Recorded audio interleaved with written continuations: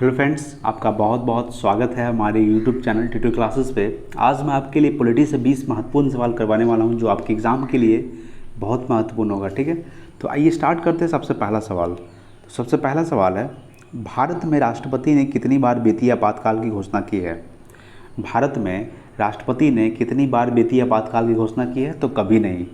यानी कि कह सकते हैं कि भारत में वित्तीय आपातकाल अभी तक एक बार भी नहीं लगा है। ठीक है, लेकिन आपातकाल कितनी बार लग चुका है? 3 बार लग चुका है। कब कब लगा है? एक 1962 ईस्वी में, ठीक है, भारत और चीन के बीच जब युद्ध चल रहा था तब लगा था 1962 में।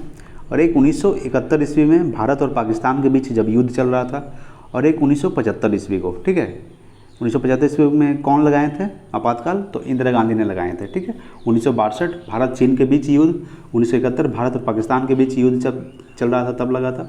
और एक 1975 ईस्वी को इंदिरा गांधी ने लगाए थे। अगला है दूसरा नंबर, वस्तु एवं सेवा कर, जिसको हम जीएसटी बोलते हैं, का संबंध किस संविधान संशोधन से है? यानी वस्तु एवं सेवा कर जीएसटी का संबंध किस संविधान संशोधन से है? पहले जीएसटी का फुल फॉर्म होता है गुड्स एंड सर्विस टैक्स। ठीक है, का संबंध किस संविधान संशोधन से है? तो 101वां संविधान संशोधन। ठीक है, कैवा संविधान संशोधन? 101वां संविधान संशोधन। सवाल ये भी पूछता है कि सबसे पहले जीएसटी किस देश में लगाया गया था? सबसे पहले जीएसटी फ्रांस में लगाया गया था। कहाँ लगाया गया था? फ्रांस में। ठीक है, और सवाल ये भी पूछ सकता है कि भारत में जीएसटी की शुरुआत कब हुई थी? तो 1 जुलाई 2017 ईस्वी को। ठीक है, कब लगाया गया था? कब शुरुआत हुई थी? 1 जुलाई 2017 को। चलिए अगला है तीसरा नंबर, राज्यसभा के सभापति कौन होते हैं? तो राज्यसभा के सभापति उपराष्ट्रपति होते हैं। ठीक है, कौन होते हैं? उपराष्ट्रपति। अभी फिलहाल उपराष्ट्रपति कौन है? तो वेंकैया नायडू उपराष्ट्रपति हैं। ठीक है, चलिए अगला है 4 नंबर सवाल। 4 नंबर सवाल है, राज्यपाल की नियुक्ति होने के लिए कम से कम कितनी आयु होनी चाहिए? यानी राज्यपाल नियुक्ति होने के लिए कम से कम कितनी आयु होनी चाहिए? तो 35 वर्ष होनी चाहिए। कितनी वर्ष होनी चाहिए? 35 वर्ष। ठीक है, चलिए अगला है 5 नंबर, संविधान के किस अनुच्छेद द्वारा राज्य में राष्ट्रपति शासन लागू होता है? यानी संविधान के किस अनुच्छेद द्वारा राज्य में राष्ट्रपति शासन लागू होता है? तो अनुच्छेद 356 के तहत। ठीक है, अनुच्छेद 356 के तहत राज्य में राष्ट्रपति शासन लागू होता है। चलिए अगला देखते हैं 6 नंबर सवाल है, राज्यसभा का सदस्य बनने के लिए न्यूनतम आयु कितनी वर्ष होनी चाहिए? तो राज्यसभा का सदस्य बनने के लिए न्यूनतम आयु 30 वर्ष होनी चाहिए। कितनी वर्ष होनी चाहिए? 30 वर्ष। चलिए अगला है 7 नंबर, संविधान का कौन सा अनुच्छेद धन विधेयक से संबंधित है? तो संविधान का अनुच्छेद 110 जो है ना, धन विधेयक से संबंधित है। ठीक है, चलिए अगला देखते हैं 8 नंबर सवाल। तो 8 नंबर सवाल है, संसद के सदस्यों का वेतन और भत्ता कौन निर्धारित करता है? तो संसद के सदस्यों का वेतन और भत्ता संसद निर्धारित करता है। कौन करता है? संसद। चलिए अगला है 9 नंबर, भारतीय संसद के किस समिति को प्राक्कलन समिति की जुड़वा बहन कहा जाता है? यानी भारतीय संसद के किस समिति को प्राक्कलन समिति की जुड़वा बहन कहा जाता है? तो लोक लेखा समिति को जुड़वा बहन कहा जाता है। ठीक है, चलिए अगला देखते हैं 10 नंबर सवाल। 10 नंबर सवाल है, चंडीगढ़ के पास लोकसभा में कितनी सीटें हैं? तो चंडीगढ़ के पास लोकसभा में 1 सीटें हैं। सबसे पहले जान लीजिए, चंडीगढ़ 2 राज्यों की राजधानी है, एक हरियाणा और एक पंजाब। ठीक है, और चंडीगढ़ एक खुद केंद्र शासित प्रदेश है। क्या है? केंद्र शासित प्रदेश, जिसमें लोकसभा सीटों की संख्या कितनी है? 1 है। चलिए अगला है 11 नंबर, संसद के दोनों सदनों में कार्यवाही को प्रारंभ करने के लिए कम से कम कितनी सदस्यों की आवश्यकता होती है? संसद के दोनों सदनों में कार्यवाही को प्रारंभ करने के लिए कम से कम कितनी सदस्यों की आवश्यकता होती है? तो कुल सदस्यों का 1/10। ठीक है, कुल सदस्यों का 1/10 सदस्य की ज़रूरत होती है। चलिए अगला है 12 नंबर सवाल। तो 12 नंबर सवाल है,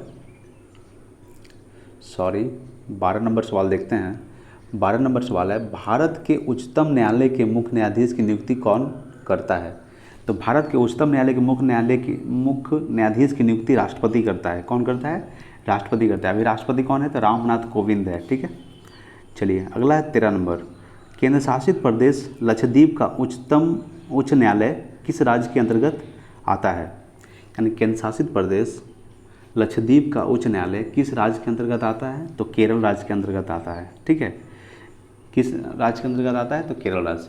सवाल ये भी पूछता है कि अंडमान निकोबार जो है उच्च न्यायालय वो किस राज्य के अंतर्गत आता है? तो वो आता है पश्चिम बंगाल यानी कि वेस्ट बंगाल। ठीक है, वेस्ट बंगाल के अंतर्गत आता है। ठीक है, लक्षद्वीप की राजधानी होती है कवारत्ती। क्या होती है? कवारत्ती। ठीक है, कवारत्ती।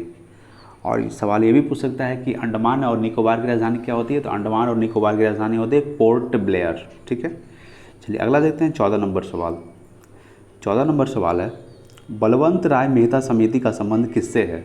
तो बलवंत राय मेहता समिति का संबंध पंचायती राज से है। किससे है? पंचायती राज से। अगला है 15 नंबर, भारत के किस राज्य ने पंचायती राज सबसे पहले अपनाया था?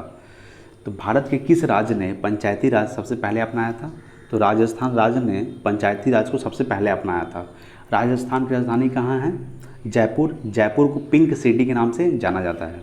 ठीक है, अगला है 16 नंबर, अगर राष्ट्रपति आपातकाल घोषित करता है तो इस घोषणा को संसद द्वारा कितने दिन के अंदर मंजूरी देना होता है? यानी अगर राष्ट्रपति आपातकाल घोषित करता है तो इस घोषणा को संसद द्वारा कितने दिन के अंदर मंजूरी देना होता है? तो 1 महीने के अंदर संसद को मंजूरी देना होता है। ठीक है, चलिए अगला है 17 नंबर। 17 नंबर देखते हैं, संविधान में संशोधन करने की शक्ति किसके पास है? संविधान में संशोधन करने की शक्ति संसद के पास है। किसके पास है? संसद। ठीक है, चलिए अगला है 18 नंबर, जिला न्यायालय के न्यायाधीश की नियुक्ति किसके द्वारा की जाती है? तो जिला न्यायालय के न्यायाधीश की नियुक्ति राज्यपाल के द्वारा की जाती है। ठीक है, किसके द्वारा की जाती है? राज्यपाल के द्वारा। चलिए अगला है 19 नंबर सवाल, राज्यपाल की नियुक्ति कौन करता है? तो राज्यपाल की नियुक्ति जो है राष्ट्रपति करते हैं। कौन करते हैं? राष्ट्रपति। ठीक है, अगला है 20 नंबर सवाल और आज का लास्ट सवाल। ठीक है, चलिए 20 नंबर सवाल देखते हैं, भारत का प्रथम उच्च न्यायालय कौन सा है? तो भारत का प्रथम उच्च न्यायालय कोलकाता हाई कोर्ट है, यानी कि कोलकाता उच्च न्यायालय है। ठीक है, क्या है? कोलकाता उच्च न्यायालय। और एक सवाल आपके लिए है, ठीक है, क्वेश्चन फॉर यू, इसका आपको कमेंट बॉक्स में इसका आंसर बताना है। सवाल है, संविधान संशोधन की प्रक्रिया किस देश से ली गई है? ठीक है, इसका कमेंट बॉक्स में आपको आंसर बताना है। चलिए आज के लिए इतना ही। अगर वीडियो अच्छा लगे तो प्लीज़ सब्सक्राइब कीजिए मेरे चैनल को और थैंक्स फॉर वॉचिंग। जय हिंद, जय भारत।